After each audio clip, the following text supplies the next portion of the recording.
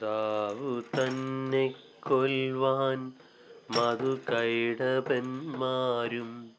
ക്രോധം പൂണ്ടടുക്കുമ്പോൾ കാണായി മുകുന്ദനും വീര്യമത്തന്മാരായോരസുരന്മാരോടോതി ഘോരമാം വണ്ണം യുദ്ധം തുടങ്ങി ഭഗവാനും.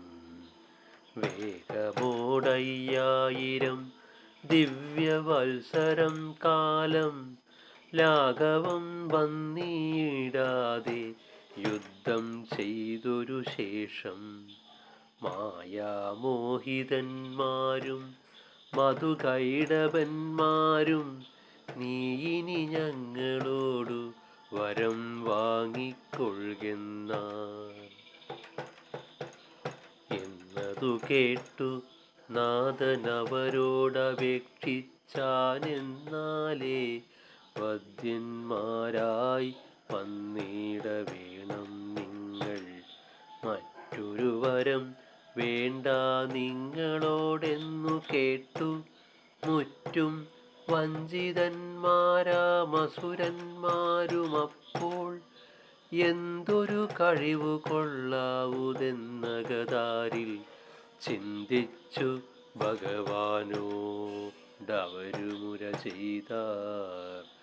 യുദ്ധവൈദഗ്ധ്യം കണ്ടു സന്തുഷ്ടന്മാരായി ഞങ്ങൾ മൃത്യു വന്നിടുന്നതും എത്രയും ശ്ലാഘ്യം നിന്നാൽ വെള്ളത്തിൽ നിന്നു കൊന്നിടരുതു ഭവാൻ എന്നാലുള്ളിലൊരു ഭയം ഞങ്ങൾക്കെന്നറിഞ്ഞാലും എന്നതു കേട്ടു നാഥനങ്ങനെ തന്നെയെന്നു തന്നെ തുട തന്മേൽ വച്ചവരുടെ തല ചക്രത്താൽ ഛേദിച്ചതു കണ്ടൊരു വിരിഞ്ചനുമുൾക്കുരുന്നിങ്കൽ ഭയം തീർന്നു സന്തുഷ്ടനായാൻ.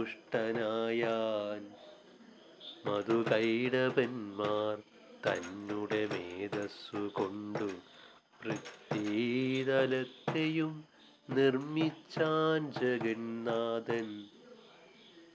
മേദിനിയെന്നു നാമമതിന്നാലുണ്ടായതു ഭൂതദാത്രിക്കുമെന്നു ധരിക്ക നൃപോത്തമ. ഏവം ബ്രഹ്മാവാൽ സ്തുതിക്കപ്പെട്ട മഹാമായാദേവിയും സമുൽപ്പന്നയായി ഇതെന്നറിഞ്ഞാലും. ഓം ശ്രീ